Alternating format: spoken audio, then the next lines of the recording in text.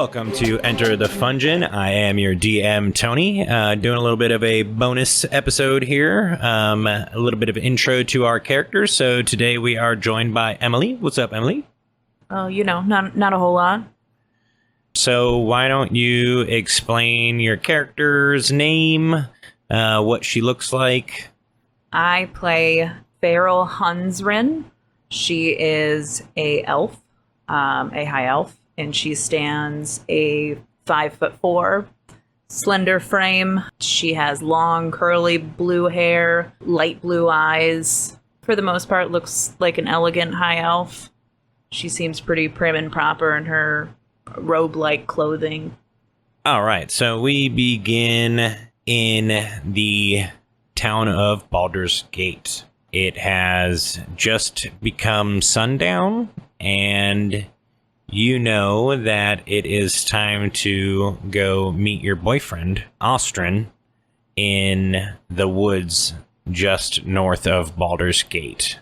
Okay, so just like on a normal night, I escape through my bedroom window and make my way through our garden that's pretty well kept and head north.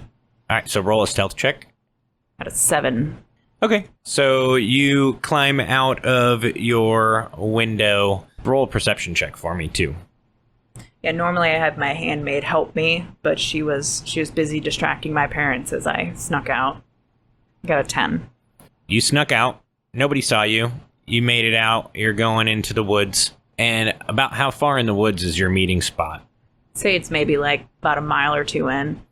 Okay, so it takes you like 15, 20 minutes to walk into the woods to your normal spot. It's a little clearing with like a fire pit because you guys normally meet there. You start a fire. You maybe have some snacks together. You talk, do other things.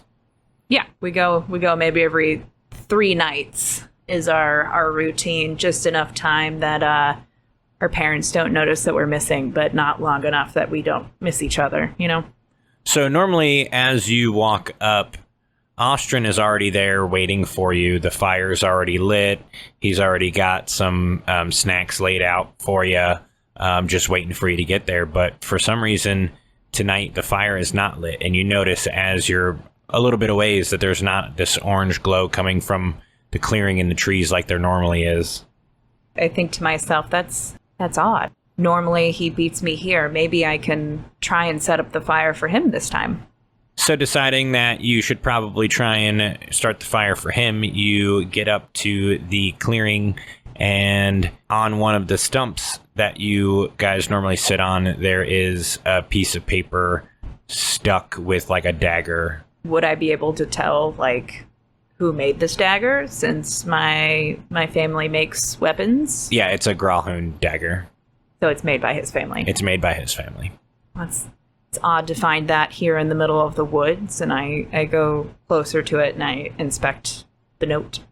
I can't do this anymore. Your family is terrible. I want nothing to do with your family. Don't try to contact me. I want nothing to do with you. Please stay away from me. Don't contact me. See you never, Ostrin.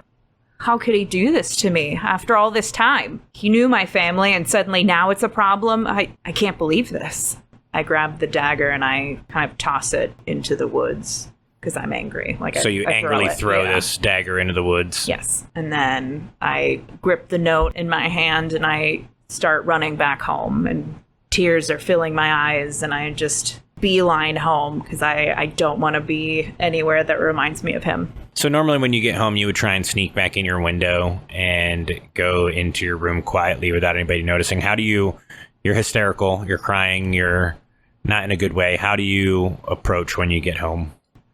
My first thought is to get into my family's cellar. I want to get wine. I want to drown the sorrow. So I go straight in through the front door, like a whirlwind of emotion, just through the front door, through the kitchen. There's a door in the kitchen that brings you down to the wine cellar, and I'm just haphazardly like going through. You walk in through the front door and your parents are being attended to by Celia, as you storm by, your parents don't really pay you any mind. They don't even look your direction, but Typical. Celia immediately notices that there's something wrong with you. You storm down to the wine cellar and you begin to, just look for a good bottle of wine? You're just grabbing the first bottle you see? I just grab at a bottle of wine and I retch the top off of it and I just start drinking it. So you're down there for maybe 10 minutes or so,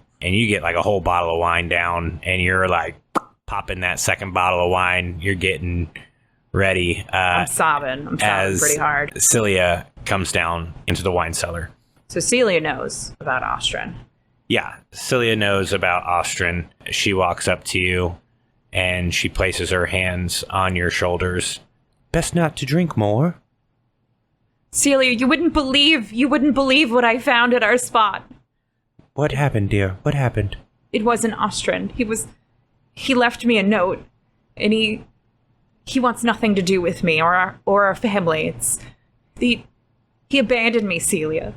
Well, that seems silly. He's known who your family was this whole time. I also thought that was strange, but maybe they finally convinced him. They wanted nothing to do with us in Waterdeep, and they want nothing to do with us now. I mean, they've been trying to get him to break up with you since you guys started dating all those years ago. I know, but maybe now they're pressuring him into being with someone else to carry on their family. Yes, maybe they have him marrying one of the other noble families within Waterdeep. You know how they are in Waterdeep. I can't imagine who would be better than I.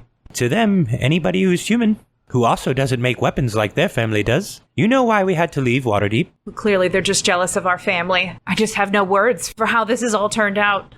Well, I did tell your mother and father that something seemed to be wrong with you. Celia, why would you do that? Because I'm concerned for you. Your concern, I think, is maybe cause more trouble. Well, I'm sorry, but they do pay my bills. I help you as much as I can, but I need to keep my job. Thought you were my friend. I am your friend. I love you dearly. Sounds like you care more about your paycheck. And I storm back up the wine cellar with a bottle in my hand. As you get to the top of the steps, your dad is in the kitchen, and he sees you, looks over at you, and... What a long face, doll. Father, can you believe these Galhoons? They think they're just so much better than us. Yeah, they do. They're pieces of shit. Fuck those guys. Father, I must admit, I was still seeing Ostrin when we left, and... What the fuck? He's decided to end things because he just... Good. What? Yeah, good. You shouldn't be seeing that fucking piece of shit. That Gamook over there, he's fucking taking all our business. He fucking tells us to get the fuck out of Waterdeep. Who does he think he is? That fucking Galhoon piece of shit. I didn't think he was like them. Yeah, clearly he is, and he broke my little girl's heart. I'm gonna fucking break his fingers. Don't worry, I'm gonna send people out to Waterdeep tonight. Don't do that. It's already done. Father, please don't. While he might not be a perfect man, he doesn't deserve this. Fine. I'll call off the hounds, okay? Thank you. I just don't know what to do now. He was meant to be my future. I don't think he was. We're meant to be your future. We're your family. You're here. You're gonna make weapons for us. We're gonna make shitloads of money. It's gonna be a good time. It's not about the money. What do you mean it's not about the money? The weapons craft is more about the art. It's about... No, it's about the money. We sell them, we make gold, we eat good. How do you think you've had such a great life growing up? I just feel as if you're missing the point here. Mother, can you please talk to him? You hear your mom from the other room. What up? I'm busy. I can't hear you. I'm busy out here. I'll be out. No, I gotta go upstairs and take a bath. Nothing is ever important to you. Listen, your mother's had a long day. You don't think I've had a long day? I don't know, did you? I work hard for this family, and it's almost like you don't even care. You make us a lot of money, so yeah, I care a little bit. So it's just about the money to you again. Yeah, I like money. What's wrong with that? You don't like gold? There's more to life than gold. Yeah, if your mother was in here, she'd tell you that that's not true, but she's upstairs taking a bath in our fucking gold-plated bathtub. The people who say that money can't buy you happiness don't have gold-plated bathtubs. You know, this lifestyle, this family, just everything around here just makes me sick. Well, you know where the bathroom is. You can go throw up in there. Not the one that your mom's using, but one of the 23 other ones that we have in the house. Just can't believe you're being like this. And I throw the bottle of wine across the kitchen. Jesus Christ, that was like a $300 bottle of wine. You can take it out of my allowance. And I storm up the stairs towards my room. So you walk upstairs to your room.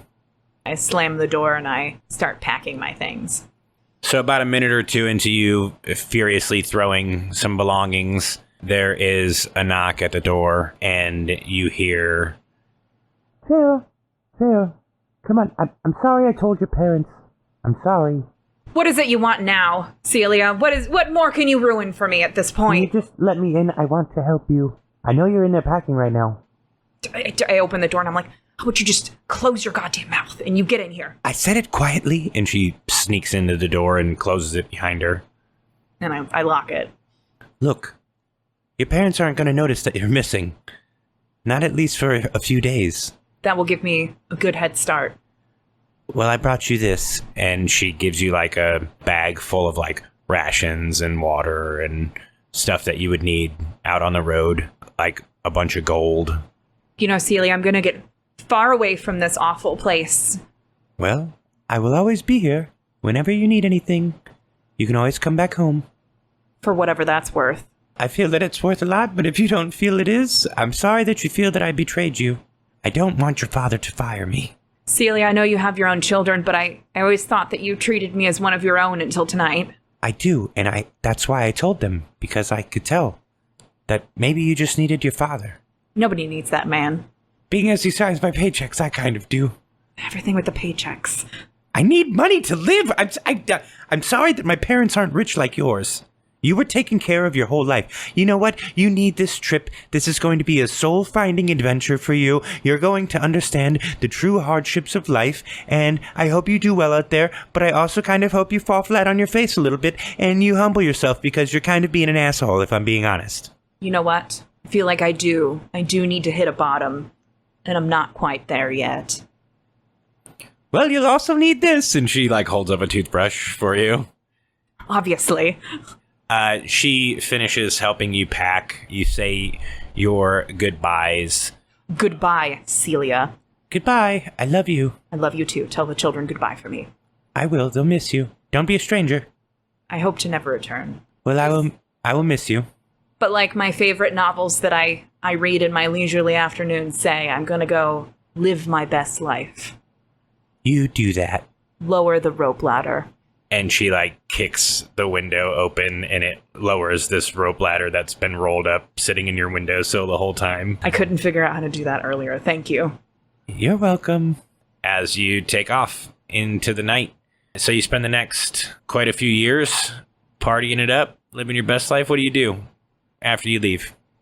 You know, I travel for a good 25, 30 years, trying all the different foods across the continent and experimenting with different herbs and just meeting all walks of life of people. And I try to better myself, as a blacksmith and learning different kinds of trades. And I keep trying to reestablish myself in different places. But then like a caterpillar, I feel like I have to leave that chrysalis to grow. So I am strongly suggested to move to a new place when I've... Yeah, I mean, you go into all these places and you're a badass blacksmith and you make the best weapons and you start to gain a name for yourself. And as soon as you get a little bit of notoriety, the blacksmiths in that town tell you it's time to go. So you move on to the next town.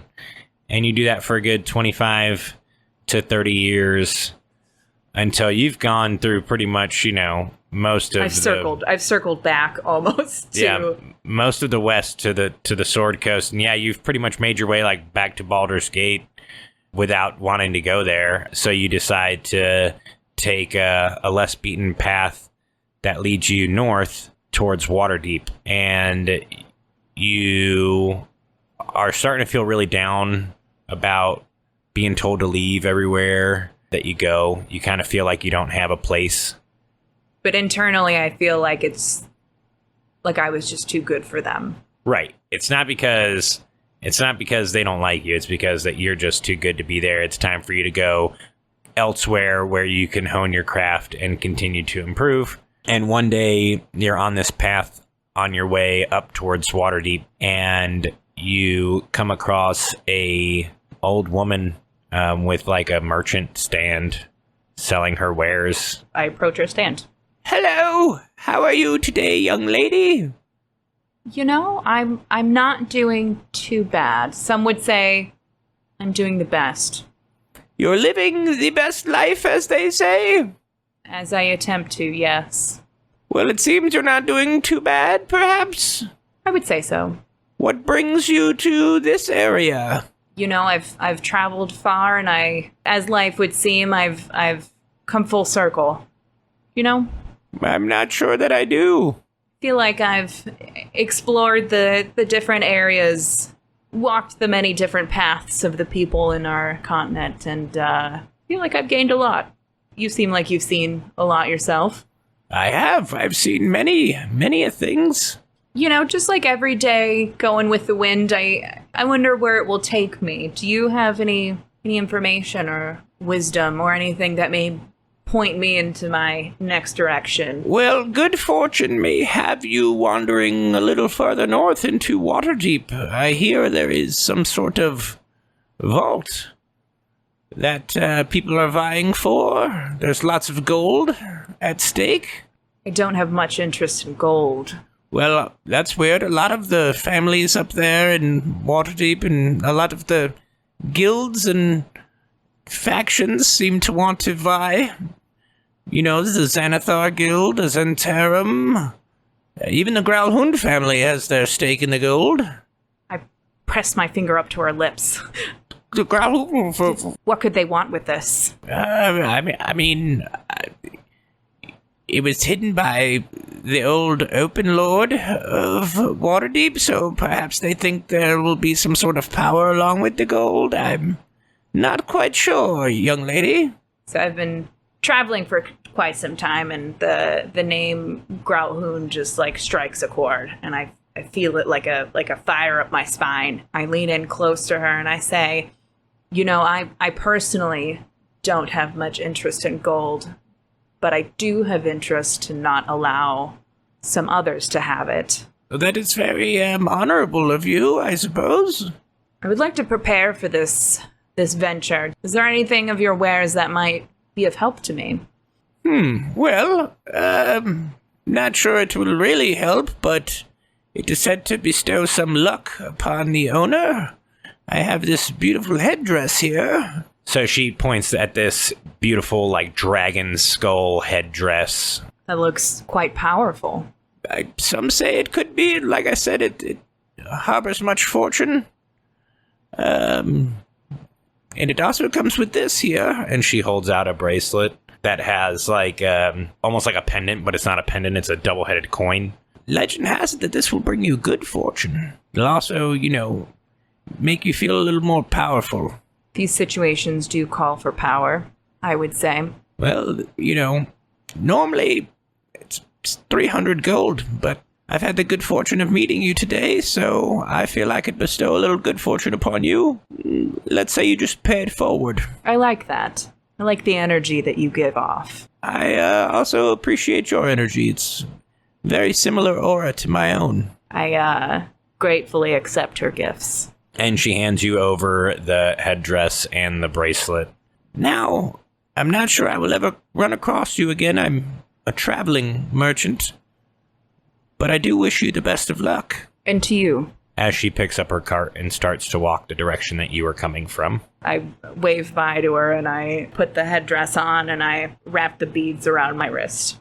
As soon as you wrap the beads around your wrist, you feel this energy course through your body. And suddenly you think that crazy old lady might have been onto something about it, giving you some sort of great power. I embrace the wave of power that kind of goes over me, and I take a deep breath in and big sigh. I say, I guess it's time to go back home.